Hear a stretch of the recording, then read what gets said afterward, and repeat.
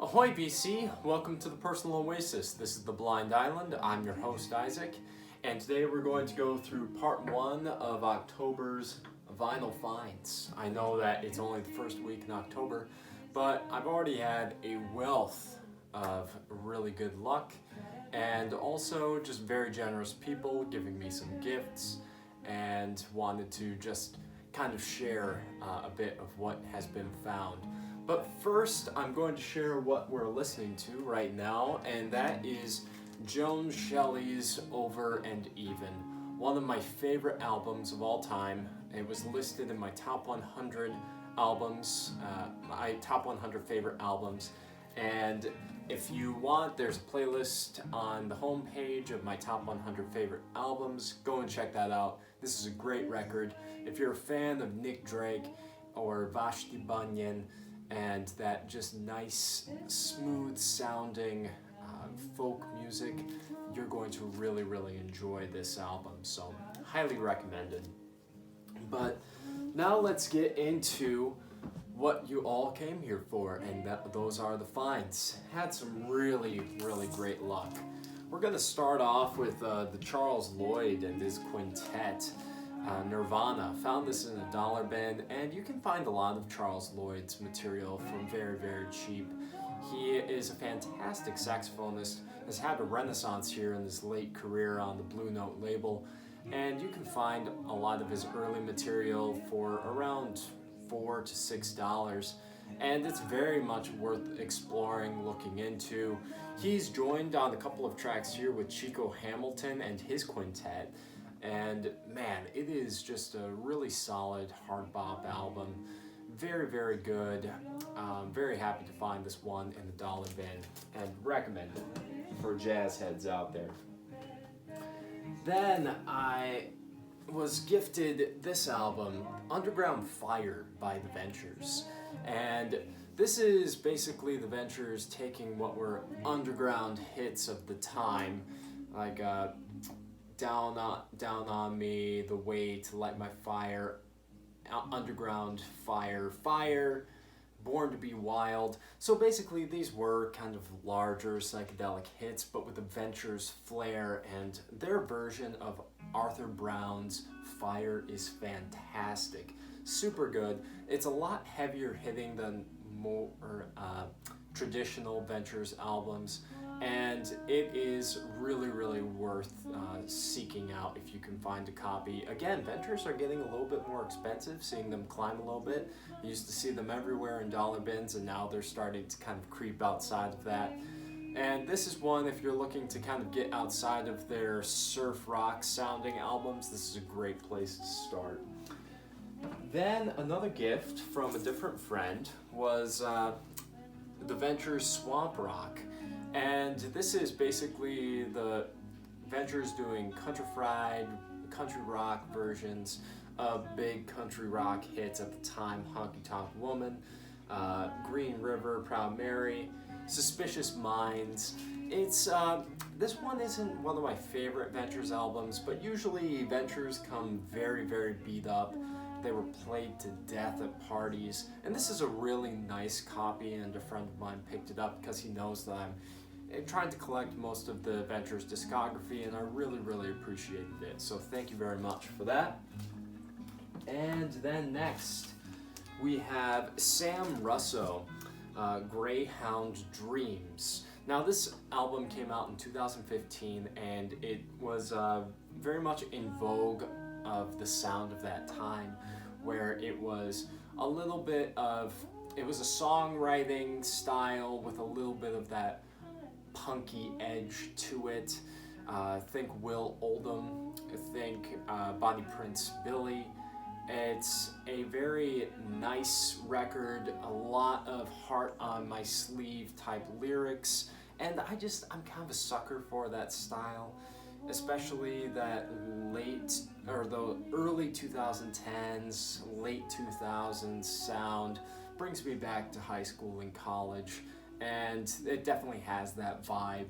I enjoyed it. I picked this one up for $3.99. It was only released in the UK, and to find a copy here in the US for such a cheap price was really a nice little gift. So I am very happy to have this one in my collection, and it's just a style that I like to revisit now and again.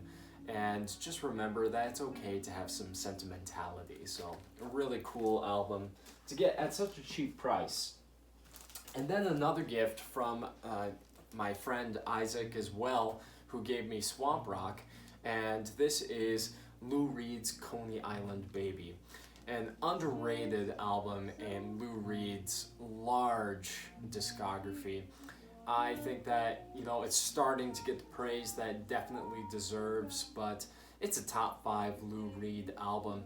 It, again, when I was talking about the Sam Russo album, it's very much in line with that, where it's a heart on the sleeve type of record. It was written primarily as a love letter to the transsexual woman that he was seeing at the time, Rachel.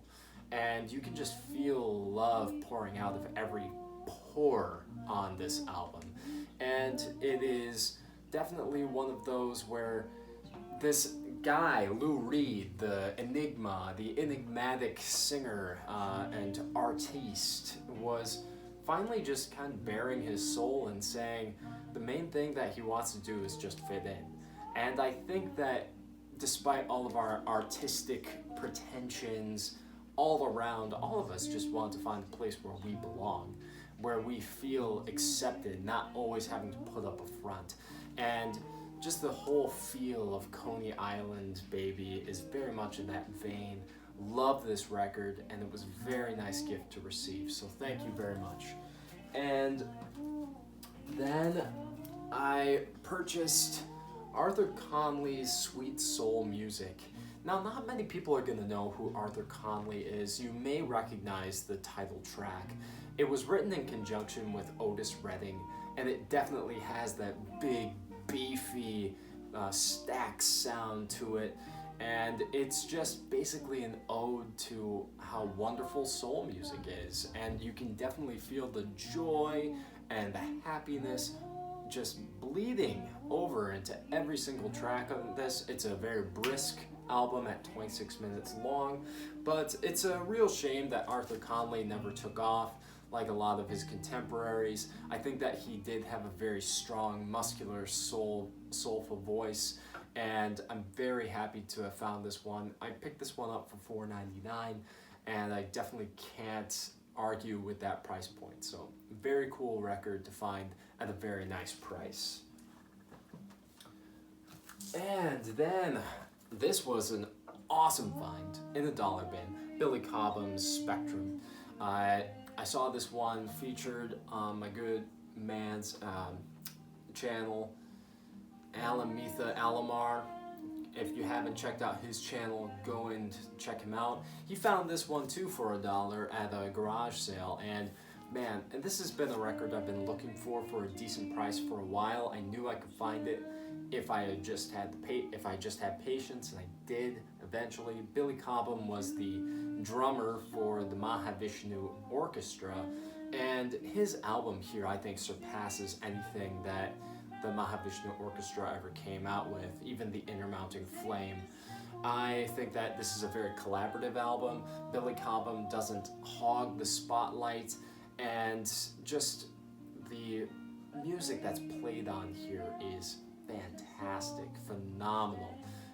Some great guitar solos on here. I'm blanking right now on who the guitarist was. I know it's a big name, but I'm just blanking in the moment.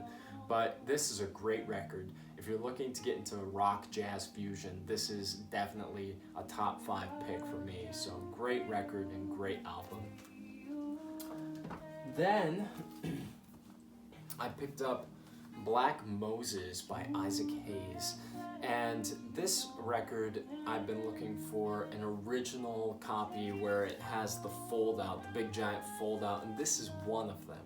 It's getting a lot harder to find the fold out that's still intact because they were just ripped apart by people, and I'm very happy to have one of these. I'm not going to unfold it for you right now. It's a pretty lengthy process, but this is a great, smooth, soul, orchestral album.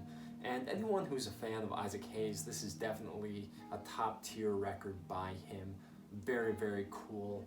And just like the man himself, really awesome record.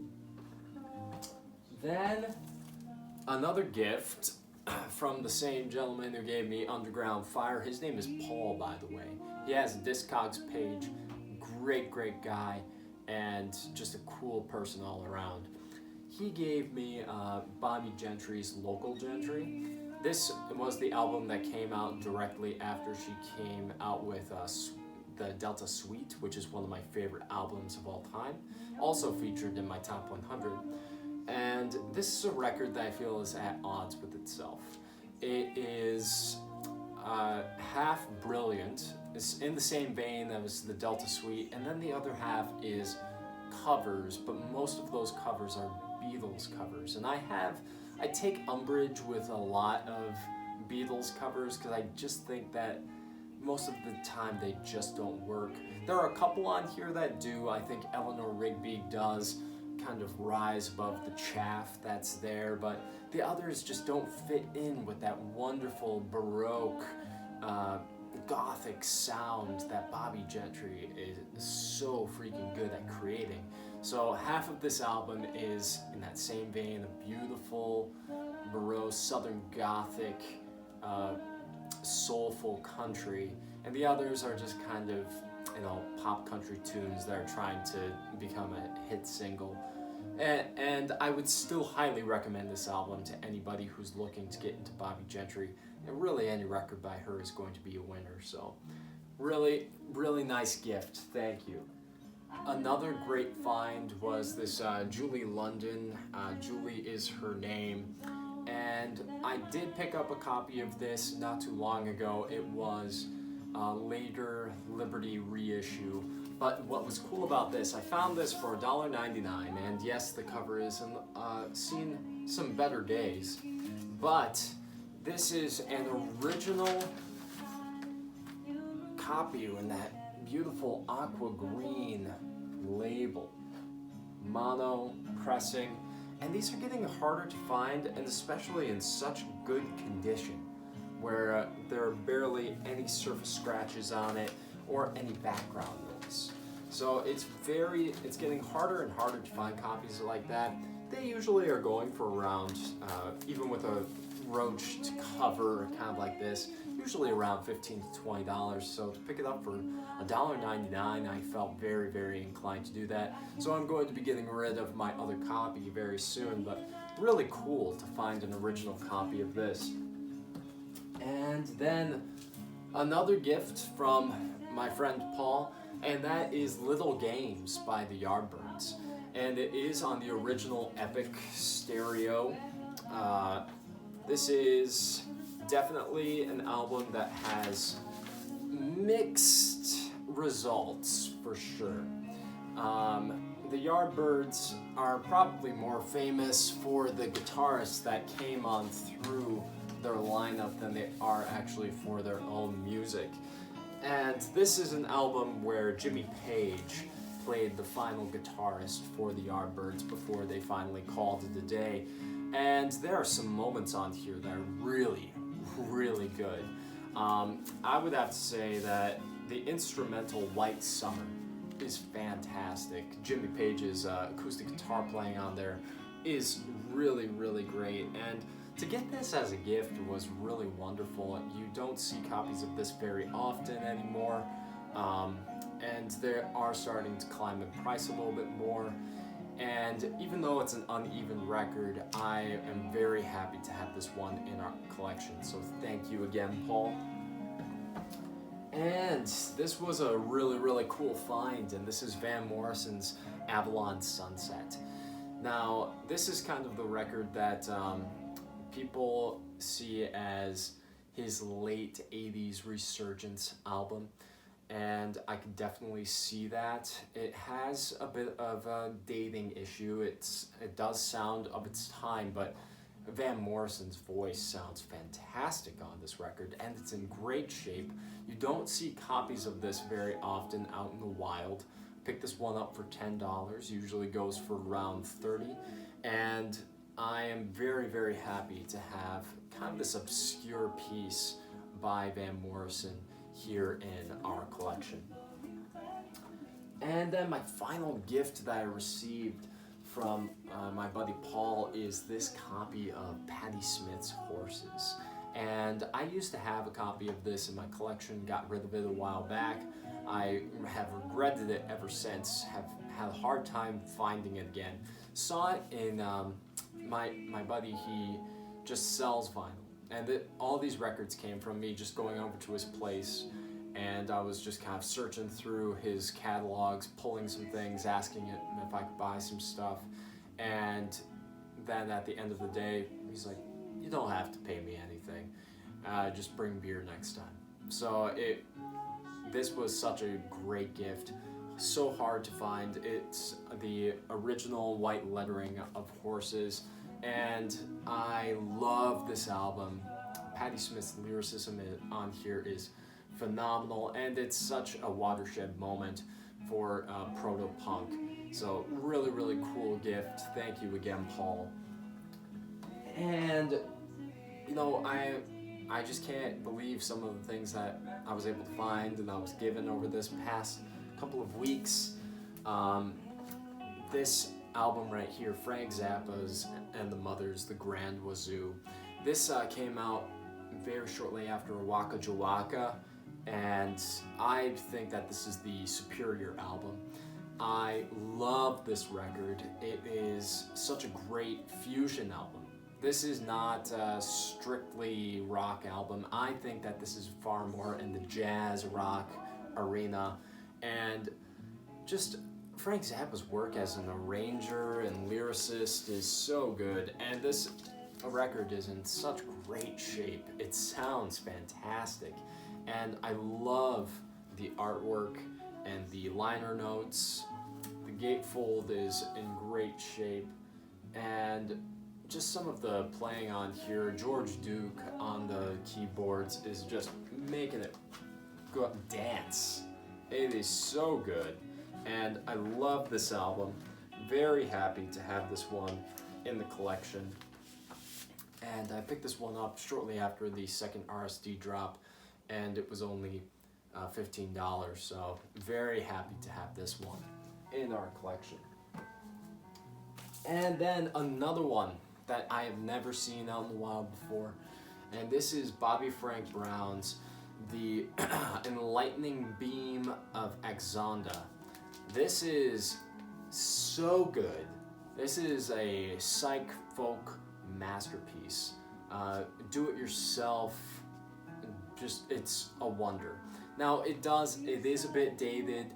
It came out in 1972, and it does have a little bit of that Summer of Love, hippy-dippy type of vocalizations, but I would say that this is so cool. It was recorded by a guy who made this instrument himself. It basically was cobbled together of 50 other instruments.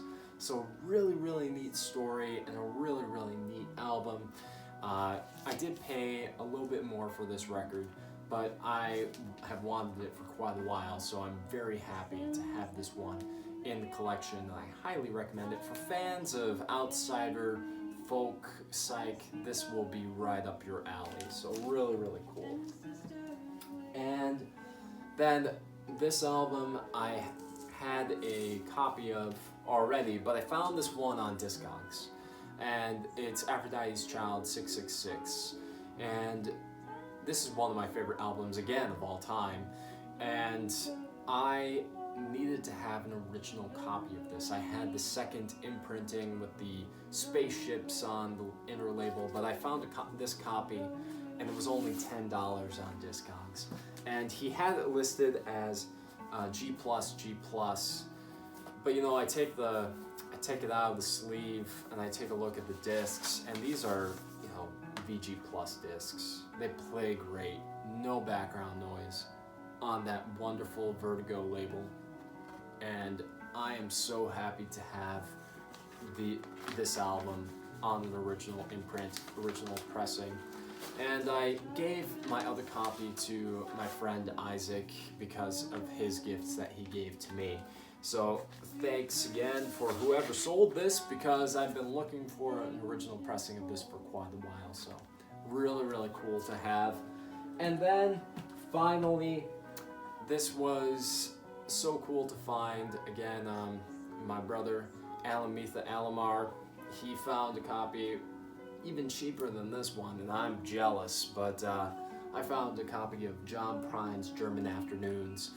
Picked this one up for $14, and this is a mint copy. I mean, it's not still in the shrink, it's probably closer to near mint, but it plays with zero background noise on the Oh Boy label. Came with the original insert with the lyrics, and God, it is such a good record. In my top 5 Prime albums, and very, very happy to find this album. Usually listed for about $60 on Discogs, medium price. I've never seen a copy of this out in the wild before, so to see one and pick it up was a real treat. So really, really cool to find, and easily the crown jewel of this round of vinyl finds. So, what did you guys think of the recent acquisitions? Were there any ones that you would like to have in your collection? Let me know in the comments below, and I hope that you guys have a great day on your own personal oasis. Cheers.